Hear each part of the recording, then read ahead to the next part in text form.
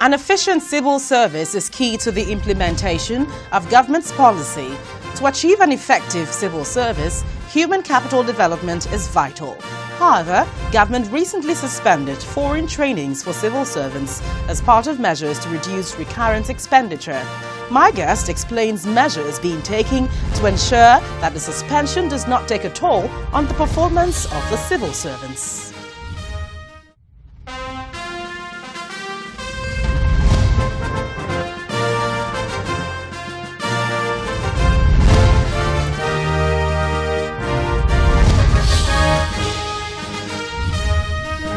Hello there, good to have you join us on the program this week. I'm Gloria Ume-Ezeoke. Now, human capital development is an important instrument in the management process, corporate governance, and achievement of national goals. Now, it's more important for the growth of the nation's workforce. Now, the Center for Management Development is set up to maintain standards in management education, training, and development in the country, especially for the nation's civil service. Now, this has taken center stage right now following the suspension of all foreign trainings by the head of service recently. Now, we'll be looking at that in detail on this week's edition of the program. But up ahead, the federal government will be saving about $16 million from the ban on foreign trainings by civil servants. The Center for Management Development will be coordinating managerial manpower development for the civil service.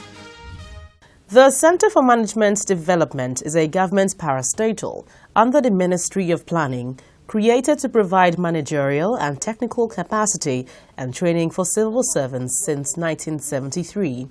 42 years after it was created, most government agencies and parastatals still depend on overseas trainings for managerial and technical capacity building. But this is about to change, as the Director General of the Center for Management Development says efforts to boost indigenous management development institutions provide opportunities for practitioners. It is very important for us, to let you know, and also to send a message across to all those training institutions and all those management consultants. There is an opportunity for you, but you have to do it right and you have to do the right thing. And the Center for Management Development is here, to support, people to ensure that, they provide, quality service to actually their clients.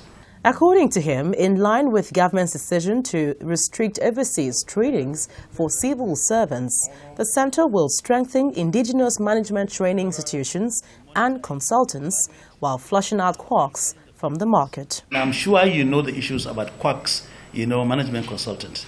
They negotiate, they take the money, the training is never delivered. Many agencies, they have not been accredited. That's why we called you, press briefing and media, to make sure we can reach out to those people so that they know if they are operating, not being accredited by Center of Nigerian Council for Management Development, they are actually operating illegally. And by law, we can take them to court and they can be sanctioned. There's, however, mixed feelings among management and technical development experts on the decision of the government to restrict overseas trainings for staff. That circular is long overdue. It's a very welcome development because if you look at the situations where Nigerians will go to other countries to conduct training, managerial, technical, administrative, and whatever, some of the countries that will go for this kind of trainings, we are far, far better than them. I think it's ill-timed, particularly looking at our institutions, the gap, the lack of infrastructure, and of course, the lack of enough capacity. The Center for Management Development says the government will save much cash if indigenous institutions and consultants are strengthened. From the information I have gathered, I was told that we spend about $158 million, dollars a year, for training overseas, both the public sector and the private sector. So when you look at this particular circular, and we are even saving 10% of that, which is literally, about $16 million, and you translate it actually into Naira. And this is the kind of training that we are going to provide in-house. You can see that there's an opportunity for training double the numbers or 3 times or 5 times actually the number of people that we normally train overseas.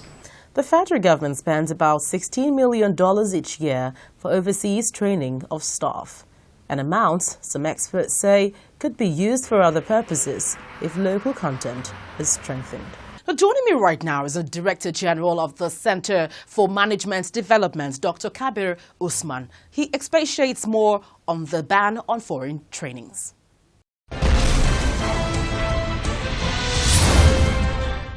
Well, Dr. Kabir Usman, you're welcome to the program.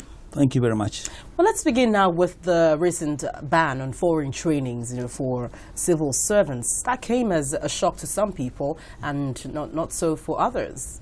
What really is the rationale behind this? Why should it be a shock to other people?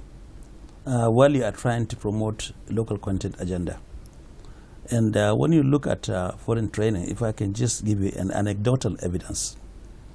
Usually in Nigeria, there are about 250,000 Nigerians that undergo training overseas.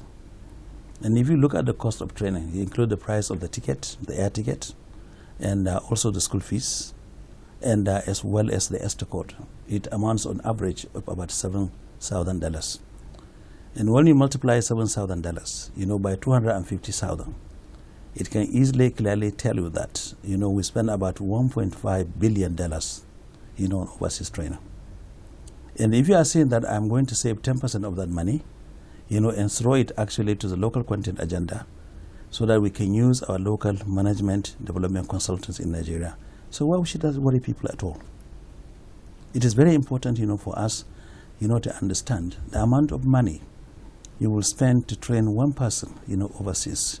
You can use that same amount of money exactly to train about 10 people. So if you want to promote the local content agenda, to build capacity, of human beings, enhance their competence, their capacity and capability, I think is the best way forward. So I am saying that the whole agenda, of this particular, pertinent, cogent, and responsible